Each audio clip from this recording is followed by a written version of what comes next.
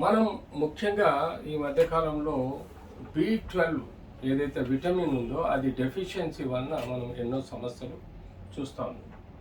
B12 అన్నది మనము hydroxy కోబలమైన్, సైనోకోబలమైన్, methyl కోబలమైన్ and అడినోసిల్ కోబలమైన్ అనే ఒక విటమిన్ మన బాడీలో ముఖ్యంగా ప్రతి కణానికి ఉపయోగకరంగా ఉంటుంది. అందులో ఈ B12 అన్నది మెటబాలిజంలో ఒక పార్ట్ అండ్ పార్సల్గా మనకు యాక్టివిటీ ఉంటుంది.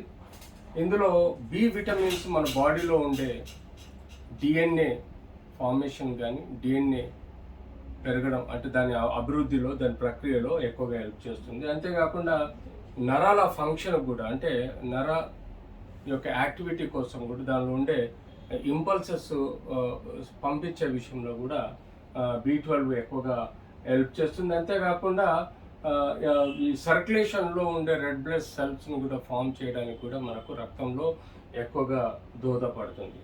ఎప్పుడైతే మనకు ఈ B12 తక్కువగా బాడీలో ఉండటం వల్ల మనకు యూజువల్గా నరాల నొప్పి, అనీమియా అంటే మన బాడీలో హిమోగ్లోబిన్ లెవెల్స్ పడిపోవడం, న్యూరోపతి అంటే పాదాల్లో నరాలు సూదుల్లో కుచ్చుకోవడం, నొప్పులు రావడం, అంతేకాకుండా డయాబెటీస్లో మోస్ట్ కామన్గా రక్త ప్రసారం దెబ్బతిని యొక్క నరాలు దెబ్బతిని diabetic foot and neuropathic foot లాంటి సమస్యలు ఏర్పడటం, అంతేకాకుండా మెటబాలిజం యాక్టివిటీ దెబ్బతినడం లాంటి సమస్యలు కూడా మనకు వస్తూ ఉంటాయి.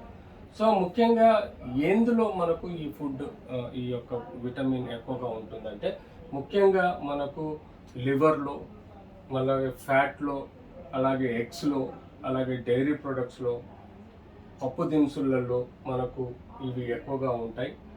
సప్లిమెంట్ మనం ఒక స్టేజ్లో మనకు తీసుకున్న ఆహారం ద్వారా సఫిషియంట్ ఈ యొక్క విటమిన్ B12 అన్నది లేకపోతే మనము సప్లిమెంట్స్ ట్యాబ్లెట్స్ రూపంలో కానీ, క్యాప్సూల్ రూపంలో కానీ, లేకపోతే ఇంజెక్షన్ రూపంలో కూడా మనం తీసుకోవటం వల్ల మనకి బాడీ లోపలికి మనకు ఈ విటమిన్ B12 అన్నది మనకు ఎక్కువగా వస్తుంది.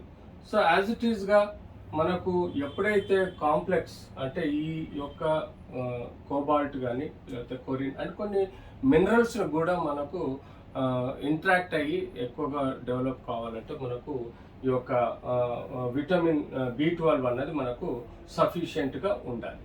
సో ఈ B12 డెఫిషియన్సీ అంటే మనకు యూజువల్గా 200 బిలో ఉంటే మన బాడీలో B12 200 బిలో ఉంటే మనకు తక్కువ ఉన్నట్టు అంటే డెఫిషియన్సీలో ఉన్నట్టు. 200కి అబోవ్ అంటే మనం నార్మల్ రేంజ్లో చూసుకోవడం జరుగుతుంది. యూజువల్గా ఏమవుతుంది B12 తక్కువ ఉన్న డెఫిషియన్సీ ఉన్న ప్రాబ్లం ఏంటి?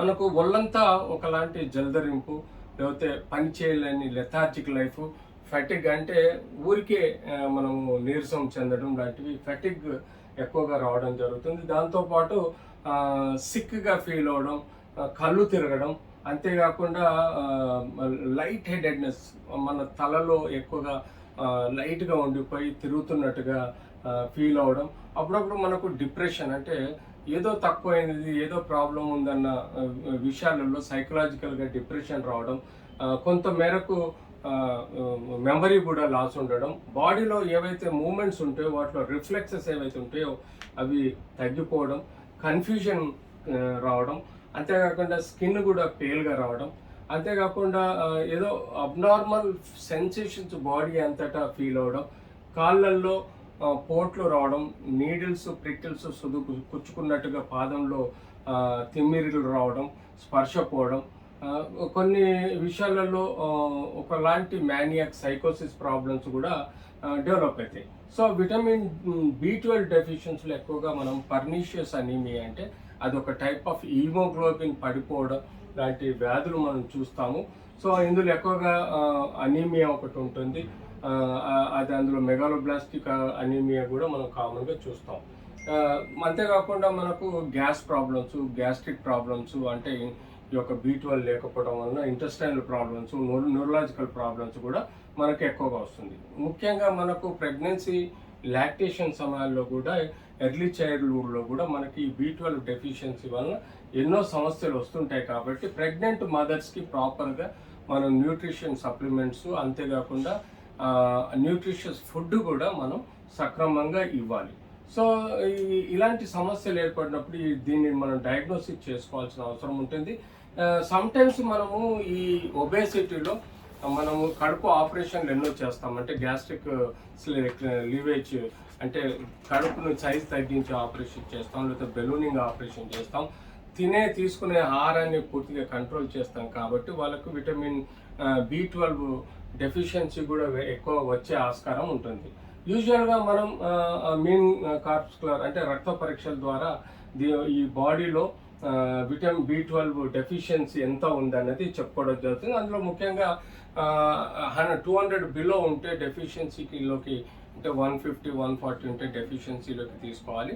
200 అబోవ్ ఉంటే మనకు ఈ యొక్క B12 ఎక్కువగా ఉన్నట్టుగా పరిగణలోకి తీసుకోవాలి. So treatment point of view మనం రెగ్యులర్గా మార్కెట్లో అవైలబుల్ ఉండే 1000 మైక్రోగ్రాములు కానీ 1500 మైక్రోగ్రాముల యొక్క ట్యాబ్లెట్ ప్రతిరోజు ఇవ్వడం, లేకపోతే ఆల్టర్నేట్ డే ఇంజెక్షన్స్ అవైలబుల్ ఉంటాయి. ఆ ఇంజెక్షన్స్ ఇవ్వటం వల్ల కూడా మనకు ఈ యొక్క విటమిన్ B12 డెఫిషియన్సీని మనం చేయగలుగుతాం. సో డైటరీ రికమెండేషన్లో మనం చెప్పుకున్నట్టుగా ఆహారం, న్యూట్రిషన్ వాల్యూస్ పెరిగే విధంగా